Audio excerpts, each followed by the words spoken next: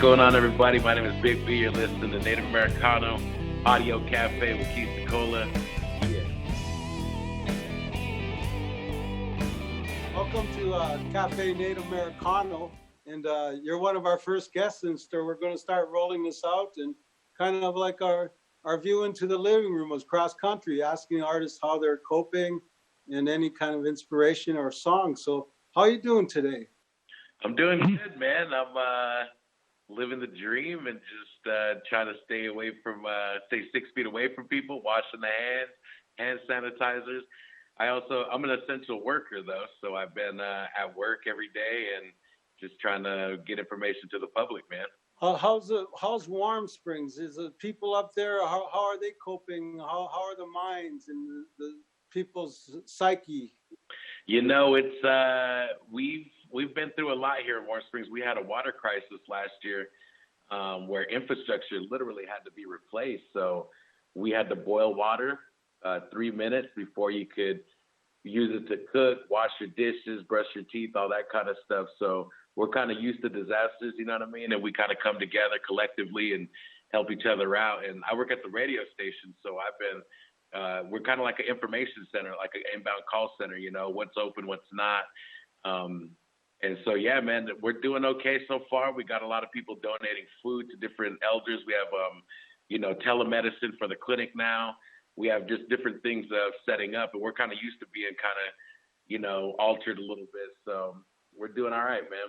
Well, that's good to hear. I know, like, you've been playing a lot of music. Or have you been creating during this quarantine period? In the beginning, it was kind of hard, because of just the way politics works as essential workers and non-essential. Are we getting paid? Are we not? Who's going to benefit? And you kind of go through that kind of little bit of, how come I don't get to, and how come these people, but then, so that kind of altered my little situation, but then I started watching other natives, especially, what inspired me was the quarantine powwow, the 2020 online powwow that they had where people would get on and do their videos. And I started thinking, man, I got this whole studio, this big old studio. Why am I just sitting there? You know what I mean? So I ended up just getting to it, man. Started making beats again. I had a little live show, because I have a PA system in my garage as well. I got a green screen, so I've been making little movie clips, you know what I mean? I got my lights, everything. So, just kind of started doing stuff instead of sitting around wallowing, you know what I mean? And yeah, so just trying to do the best I could do, man. And then right here in my little studio, I got the big TV up here for the video works. I have my laptop, my little keyboard. Look at this little keyboard, man. And just that, turns into a MIDI and could be any instrument you want. And just kind of went to it, man. And every other day, every night I come out here and just put it all on the music, It's very empowering to see that. And it's your messages. And I've been looking at your videos the last few days and listening to your words. And now to have you live in the cafe, the audio cafe, is really special, Brutus. And any other words you'd like to say? Any things you want to talk about your production and native rap scene? Yeah, definitely. I would like to invite people for collaborations, especially through this time, because before I never really made beats. I was always a writer. And so, my producers, they ended up having babies, having kids and families and moving. And so I was kind of just left to fend for myself. And they would email me beats, of course. But then I would be like, oh, man, just missing this little thing. We should add a guitar to it, And then I ended up buying just a little MIDI keyboard and plugging it in and watching YouTube. I'm talking up to 8 to 16 hours of just learning how to plug it in, where to plug it in, how to alter it, how to change it, how to mix it, how to, quantize it and add and all those different things. And I just sat there all day, man, just learning. And now I'm able to make my own beats, And some of these artists that came around was like, you made this beat? Like, I remember when you didn't know how to, and just learning. YouTube, I always tell people, YouTube is like your stepdad, man. It'll teach you how to do anything from change your car stuff to your house. I bought a house, man. I went because I was tired of living in apartments. I lived in apartments my whole life. And so neighbors would be, turn that down. And so I said, you know what? It's time to get a house. All my neighbors are like 90 to 100 feet away. and I could jam all day. I got a PA system to do shows, you know, and I was like, I'm gonna just full-fledged put everything, all my investments, all my extra monies, all my, you know, savings into what I love to do and what we love to do, you know, you as well, you know, and kind of just tell people, you know, you got to invest in yourself, whether it's your mental health, whether it's your physical health, whether it's your dreams, like the, you know, whatever community you come from, because a lot of us do come from these dire communities, and music really is something to sink your teeth in. It's just like these kids with the basketball where they, you know, shoot 1,000 times a day, you know, until they get it. And it's just like the people who powwow or people, you know, because outfits do cost a lot, headdresses cost a lot, bustles cost a lot. Same thing with music. If you want quality digital music, you're going to have to invest in MIDIs. You're going to have to invest in laptops, good microphones, preamps, interfaces, you know, testing out different microphones, which one fits you. And that's what I try to tell people is like, invest in yourself as well, you know? That's all very inspirational. And I know you prepared a clip. Yeah, you know, I was invited to this audio cafe, and I just thought it was a wonderful idea, you know? I mean, we can't stop working as musicians, but it's also a way just to be creative, you know what I mean? And for me, able to create a beat in front of you guys and rap on it as well. It's not the, you know what I mean? Let's get into this. Let me just show you what I do, you know? All right, we're about to make a beat. So, here we go.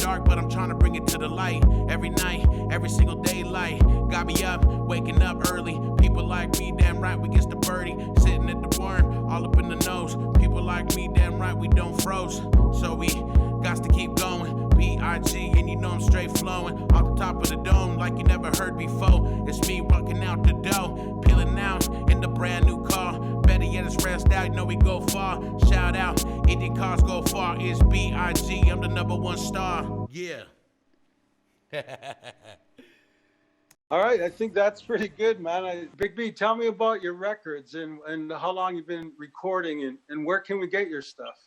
Yeah, I've been doing music since I was like 15 years old. I put out my first album when I was like 18, Lifestyle Music. All my music, by the way, is available on all the streaming platforms from Apple Music, Spotify, Tidal, Amazon Prime, everything, pretty much everywhere, YouTube.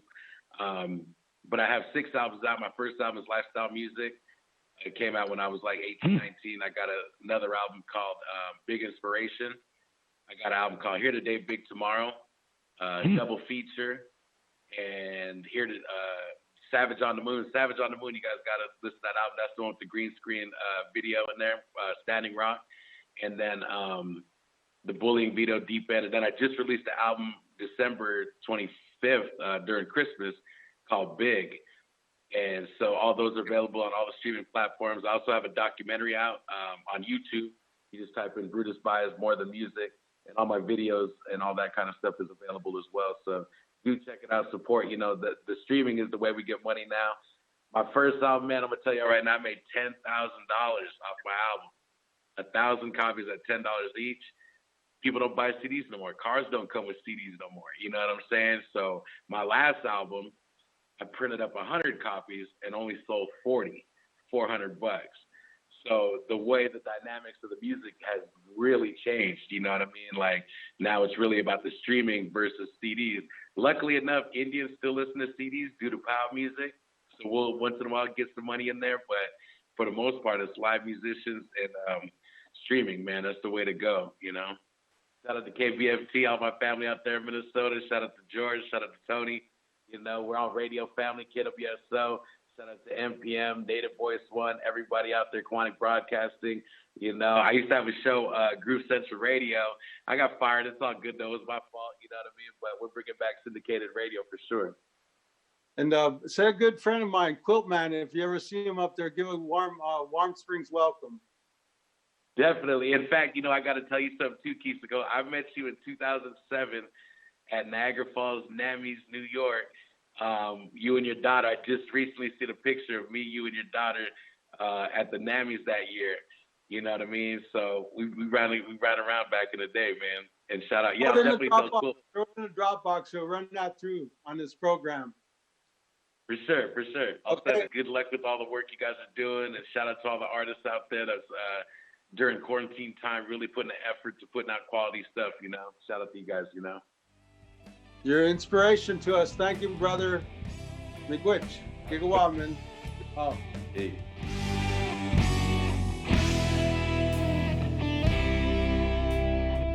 Brutus, is it your birthday today?